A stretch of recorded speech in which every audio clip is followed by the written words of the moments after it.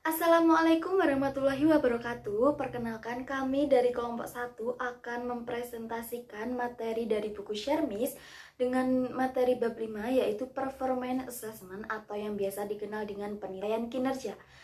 Anggota dari kelompok 1 ada Imron Firdaus Sudiono, ada Faridah Hanum Fidianis, ada Nisrina Butsainah, dan yang keempat ada Fairuz Syafira Hakim, dan yang terakhir ada Jihan Umami. Nah, nggak pakai lama lagi, mari kita bahas satu persatu. Stay tune. Nah, ini dia ada poin yang akan kita bahas nanti. Ada latar belakang, ada tinjauan pustaka, ada hasil dan pembahasan, dan yang terakhir ada kesimpulan. Next. Nah, yang pertama ada latar belakang. Penilaian kinerja itu pada umumnya digunakan untuk mengevaluasi kinerja karyawan atau kinerja bawahannya. Yang pertama, ada penilaian kinerja termasuk penilaian subkategori alternatif. Biasanya dilakukan dengan menggunakan jadwal observasi yang digunakan untuk mengevaluasi kinerja karyawan. Dan yang kedua, ada format kinerja. Nah, format kinerja ini memerlukan dasar khusus untuk melakukan evaluasi. Dalam hal ini, rubrik itu memberikan dasar untuk mengkomunikasikan bagaimana kriteria-kriteria yang akan digunakan dalam melakukan evaluasi. Dan yang ketiga, ada penilaian portofolio. Nah, penilaian portofolio ini bisa berupa artikel, esai, foto, maupun surat kabar. Nah, penilaian portofolio ini merupakan kumpulan hasil atau prestasi siswa yang telah diselesaikan. Dan yang kedua ada tinjauan pustaka. Kinerja menurut KBBI itu sesuatu yang dicapai atau yang diperlihatkan. Jadi kinerja adalah prestasi yang dicapai oleh seseorang dalam melaksanakan tugasnya sesuai dengan kriteria yang ditetapkan. Sedangkan menurut Ilyas tahun 2001, kinerja adalah penampilan hasil karya pada seluruh jajaran personil organisasi. Sedangkan menurut Hasibuan tahun 2006, kinerja adalah suatu hasil kerja yang dicapai oleh seseorang dalam melaksanakan tugas-tugas yang dibebankan kepadanya. Berdasarkan definisi-definisi tersebut, maka dapat disimpulkan bahwa kinerja merupakan hasil akhir seseorang dalam melaksanakan tugasnya selama periode tertentu yang diukur berdasarkan aturan yang berlaku di dalam suatu organisasi tersebut.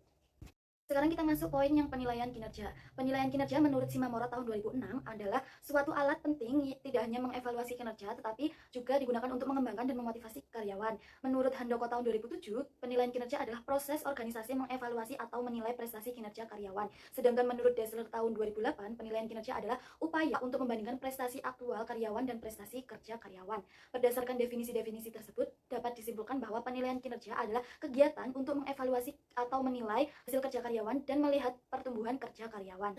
Yang terakhir ada penelitian terdahulu atau penelitian sebelumnya. Kami dari kelompok 1 itu mengambil 2 jurnal dari peneliti-peneliti terdahulu, itu yang berjudul Performance Appraisal dan studi pada PT Tridharma Kencana.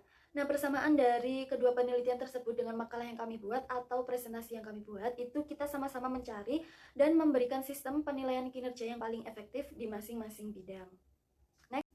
Next slide, kita masuk pada pembahasan. Itu kita ada 4 poin. Yang pertama ada penilaian kinerja, yang kedua ada redux, dan yang ketiga ada rubrik, dan yang terakhir ada penilaian portofolio. Mari kita bahas satu persatu. Yang pertama yaitu penilaian kerja. Penilaian kerja merupakan suatu proses yang digunakan oleh organisasi untuk mengevaluasi kinerja karyawan. Jadi kalau diimplementasikan di dalam bidang pendidikan, penilaian kerja bisa jadi alat untuk mengevaluasi kinerja siswa. Jadi di modern saat ini, di pendidikan modern saat ini, penilaian kerja juga bisa menjadi standar kinerja bagi siswa. Terus juga dapat memberikan motivasi yang lebih bagi siswa untuk belajar lebih lagi agar memenuhi penilaian kerja itu sendiri. Selanjutnya ada 3 poin dari penilaian kerja. Yang pertama karakteristik. Jadi karakteristik ini ada dibagi menjadi 5 lagi. Yang pertama yaitu tugas yang relevan dengan kehidupan. Jadi tugas yang harus diberikan itu harus sesuai dengan kehidupan nyata. Jadi nggak hanya teoritis saja. Terus yang kedua ada pemilihan tugas. Pemilihan tugas ini membutuhkan perhatian tentang bagaimana kriteria belajar dan mengajar akan digunakan dalam penilaian siswa. Yang ketiga ada ukuran kinerja. Ukuran kinerja harus lebih bergantung pada konstruksi tanggapan daripada sekedar membuat pilihan biner atau pilihan ganda seperti soal-soal pilihan ganda. Terus yang keempat ada penilaian diri. Penilaian diri harus dipahami dan dimasukkan ke dalam tugas seperti dalam sebuah penelitian atau semua penelitian juga harus dimasukkan. Partisipasi siswa sangat penting dalam proses apa yang akan dievaluasi dan kriteria untuk mengevaluasi kinerja. Yang terakhir, dari karakteristik ada kesejahteraan kontekstual. Kesejahteraan kontekstual kehidupan nyata, termasuk ekspektasi untuk presentasi publik tentang pekerjaan atau kinerja siswa. Nah, yang selanjutnya itu ada poin kedua dari penilaian kerja itu ada persyaratan penilaian kinerja baik. Yang baik itu penilaian kerjanya bagaimana. Yang pertama itu penilaian kinerja membutuhkan sebuah observasi. Jadi mereka yang membutuhkan penilaian kerja itu harus melakukan observasi atau penelitian terhadap objek atau kalau bisa saya gambarkan siswa. Jadi harus sesuai objeknya. Kita harus melakukan observasi penelitian terhadap siswa yang akan kita berikan penilaian kinerja atau nantinya kita akan evaluasi. Terus yang kedua ada penilaian otentik. Jadi penilaian otentik melakukan penelitian secara otentik kepada siswa dengan observasi.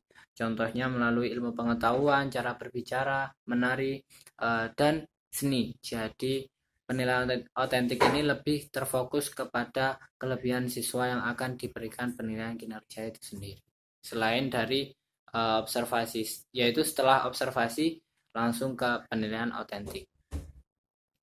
Terus yang ketiga dari poin penilaian kinerja itu ada kriteria validitas. Yang pertama, konsekuensi. Jadi bagaimana cara penguji yang berbeda memberikan hasil belajar. Konsekuensi yang disengaja dan tidak diinginkan merupakan pertimbangan yang penting.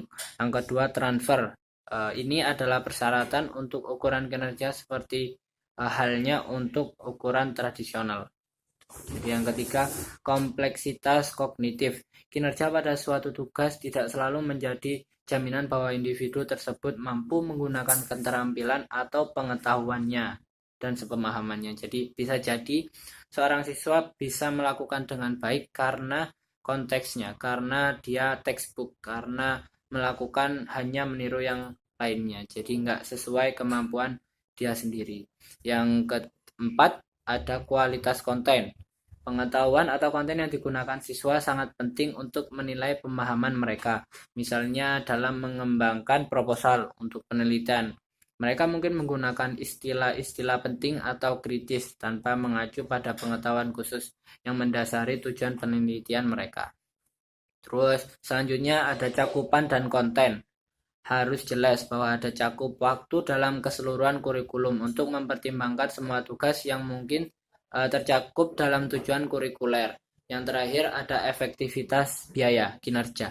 Jadi ukuran otentik dari dan sejenisnya membutuhkan lebih banyak usaha dari guru maupun siswa. Guru sebagai pemberi tugas dan siswa yang mengerjakan. Maka dari itu dibutuhkan waktu untuk membuat tes yang baik dan dibutuhkan banyak pengetahuan dan pelatihan juga untuk mengembangkan tes yang dibuat.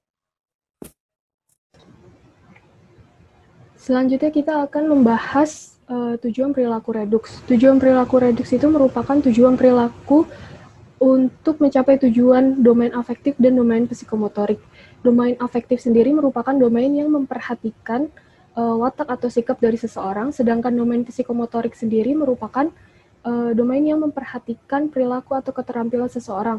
Nah, dalam penilaian kinerja kali ini, kita hanya menggunakan satu domain saja, yaitu domain psikomotorik.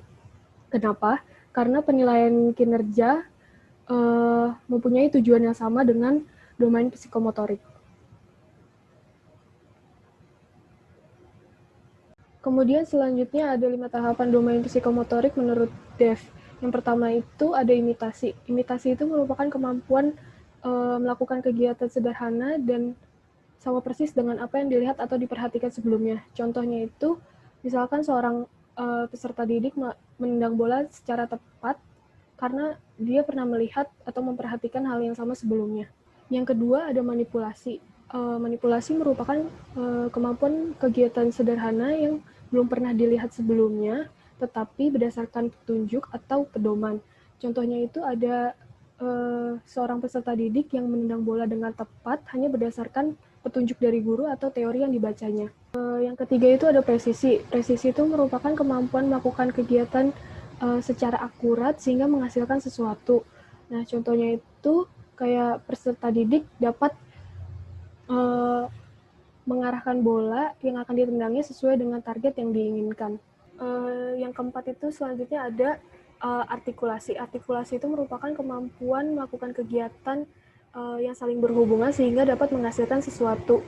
Nah, contohnya itu kayak peserta didik yang sedang bermain bola. Yang pertama itu dia mengejar bola, kemudian dia menendang bola ke arah gawang secara cermat sehingga arah bola sesuai dengan target yang diinginkan. Yang kelima ada naturalisasi. Itu merupakan kemampuan melakukan kegiatan secara refleks.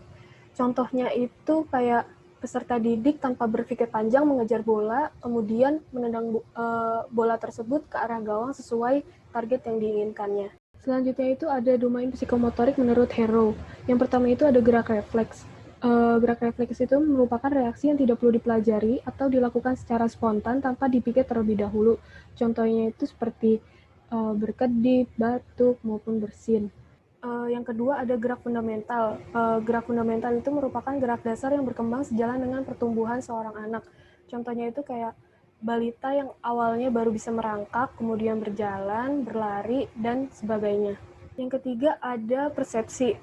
Persepsi itu merupakan proses penerimaan, penafsiran terhadap rangsangan yang diterima individu melalui alat indranya.